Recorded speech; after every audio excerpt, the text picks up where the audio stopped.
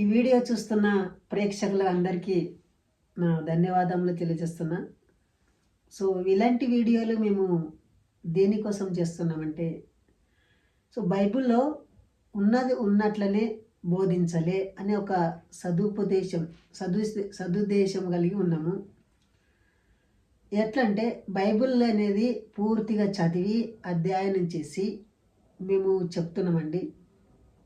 బైబిల్లో ఇవన్నీ తెలియని సంగతులు అంటే పాస్టర్లు దాచిపెడుతున్న విషయాలు మేము చెప్తుంటాం. ఎందుకంటే పాస్టర్లు అక్కడొక ముక్క ఇక్కడొక ముక్క తీసుకొని దాంట్లో లేని దాన్ని మళ్ళీ కల్పిస్తుంటారు. అక్కడ యాసిటీస్గా ఉన్నదాన్ని మార్చి లేని దాన్ని కలుపుతుంటారు. సో బైబిల్ని మాత్రం 2 సార్లు చదివానండి నేను. తూచా తప్పకుండా ప్రతిరోజు 4 గంటలకు లేచి బైబిల్ చదివేటాన్ని. సో ఎంతో భక్తిపరంగా ఉండి ఇంచుమించు 10 సంవత్సరాలు నా లైఫ్ వేస్ట్ అయిపోయిందండి. దేనికి పని రాకపోయినా నేను పొద్దున్న లేచేది బైబిల్ చదువుకుంటూ కూర్చునేది. మా నాన్న తిట్టేవాడు, అరే నీకు ఏమన్నా పని పాట లేదా అరే పొద్దున్న లేచి బైబిల్ చదువుతున్నావు అంటున్నాను. సో ఆ విషయాలు నేనేం చేసేదంటే పాస్టర్లకు చెప్పేటోని, ఇట్లా మా నాన్న బైబిల్ చదువుకుంటే తిడుతున్నాడు అంటే నేను అనేటోని. కానీ వాళ్ళు ఏమనేటోళ్ళు అంటే, అరే దేవుని నమ్ముకుంటే ఇట్లనే కష్టాలు వస్తాయిరా, మనం అట్లనే ఇంకా బలంగా ఉండి ఇంకా ప్రార్థన చేయాలి అనేవారు. సో అలా నేనేం చేశానంటే మా ఒక ఫ్యామిలీకి విరుద్ధమయ్యి సో అందరికీ ఏకాంతంగా దూరం అయిపోయాను, కంప్లీట్గా దూరం అయిపోయాను. సో యేసుక్రీస్తు కూడా ఏమన్నాడు, నేను కుటుంబంలో విడదీయనికి వచ్చిన అన్నాడు. నాకు అప్పుడే ఆ వాక్యం గుర్తుకొచ్చింది. మత్తయి సువార్త 10వ అధ్యాయం 34వ వచనంలో యేసయ్య అంటాడు, నేను కుటుంబంలో శాంతిని తీసుకొచ్చినానని మీరు అనుకుంటున్నారా? లేదు లేదు, నేను శాంతిని తీసుకురావడానికే నేను రాలేదు. కుటుంబంలో జగడలు కొట్లాటలు ఇలాంటివి తీసుకొని వస్తా అంటున్నాను యేసయ్య అన్నాడు. ఆ విధంగా నా తండ్రి నన్ను ఎన్నో మాటలు అనేటాడు. ఎందుకంటే నేను పనికిరాని వాడిగా అయిపోయినా ఈ బైబిల్ తోటి. బైబిల్ చదివిన వ్యక్తి ఒక సైకోలాజిగా ఉంటాడని నాకు తెలియలేదు. అంటే నేను ఎంతగా ట్రాన్స్లో దిగిపోయినంటే నేను చాలా ఏడిసేటోని, చాలా ప్రార్థన చేసేటోని, చాలా భక్తిపరంగా నడిచేటోని. ఎంత చేసినా కూడా నాకేం ఉండేది కాదు.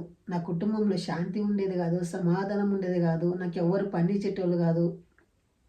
ప్రతిరోజు ఎప్పుడు కూడా చర్చ్ తప్పేటోని కాదు, దశమాంశ ఇచ్చేటోని చర్చకు. అంటే నా జీవితంలో ఒక మార్పు వస్తుంది, నా దుఃఖం పోతుంది అన్న ఒక కలలుగా అనుకుంటుంటే ఎంత బాధపడ్డానంటే నా ఎంత బాధ మళ్ళీ ఒక క్రైస్తవుడు పడలేకుంటాడు అంత బాధ నేను అనుభవించి నేను తెలుసుకున్న విషయాలే మీ ముందు చెప్తుంటా. దయచేసి ఎవరు కూడా అపార్థం చేసుకోవద్దండి. ఇది రియాలిటీ కోసం హిందూ సోదరులకు బైబిల్ నేర్పిస్తుంటా. బైబిల్లో ఎలాంటి సత్యాలు లేకుంటాయని నేను తెలుసుకున్నా. బైబిల్ ఒక కల్పితం లాంటి పుస్తకము. దాని ద్వారా చాలామంది కుటుంబాలు నాశనపోతాయి కానీ ఎవరి కుటుంబాలు బాగుపడాయి ఇంతవరకు ఎవరు బాగుపడలేరు. ఉదాహరణకు ఒక పాస్టర్ వస్తాడు. ఈ పాస్టర్ ఏం చేస్తాడంటే ఫస్ట్ వచ్చేది అయినా బైబిల్ చేత పట్టుకుని వస్తాడు. ఆ ఏరియాలో 2 చర్చిలు కడతాడు. ఆయన ఒక కారు కొంటాడు, లగ్జరీ జీవితాన్ని జీవిస్తాడు. కానీ విశ్వాసులు మాత్రము వీళ్ళు ఎప్పుడు చూసినా ఏడుచుకుంటూనే ఉంటారు, ఎప్పుడు చూసినా భ్రమపడుతూనే ఉంటారు, ఒక ఆశ కలిగి ఉంటారు, ఆశ పుచ్చుతారు, ఆశ చూపిస్తారు, ఆశ చూపించి వాళ్ళని మోసం చేస్తారు. బైబిల్లో 2 వ్యక్తులు ఉంటారు, భార్యాభర్తలు. వీళ్ళు ఏం చేస్తారంటే అపోస్తల కార్యంలో 5వ అధ్యాయంలో పేతురు అనే వ్యక్తి ఉంటాడు. ఈ పేతురు ఏం చేస్తాడంటే జనాల లోపలికి ఒక మూఢనమ్మికని వేస్తాడు. వాళ్ళకి ఏం నింపుతాడు, అరే యేసుక్రీస్తు వచ్చే దినం చాలా ఆసన్నమైంది, యేసయ్య వస్తాడు తొందరలోనే, అప్పుడు ఈ భూములు ఇవన్నీ వేస్ట్ అయిపోతాయి. సో మీరు ఏం చేస్తారంటే వీటన్నిటినీ అమ్మి నాకు తెచ్చియండి, నేను ఆ డబ్బుతో మరింత సేవ చేస్తా. అంటే నాకు డబ్బు అవసరం కదండి అంటారు. సో అక్కడున్న వాళ్ళందరూ ఏం చేస్తారంటే మొత్తం తనున్న ప్రాపర్టీ అంతా అమ్ముకుంటారు. అమ్ముకొని అపోస్తుల పాదుల దగ్గర పెట్టిండ్రంట. ఈ అననీయ సపర్య అని 2 ఉంటారు. సో వీళ్ళు ఏం చేస్తారంటే అక్కడ కొంత తీసుకొని దాపెట్టుకుంటారు. ఎందుకంటే వీడు చెప్పేది నిజమో అబద్ధమో రా బాబు మాకు తెలియదు, మా మా మా షేరుని మేము ఇంతే అమ్మినామంటానని చెప్పి వాళ్ళకు ఇస్తారు. అప్పుడు ఈ పేతుడు ఏం చేస్తాడంటే వెంటనే వాళ్ళని చంపేస్తాడు.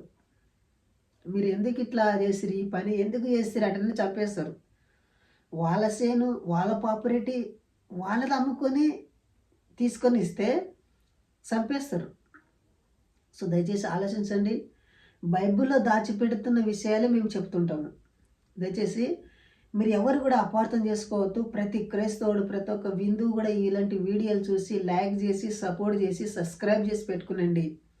మీకు ఏమైనా డౌట్లు కామెంట్ల రూపంలో కూడా తెలియజేయండి. వెంటనే జై హింద్, వందే మాతరం.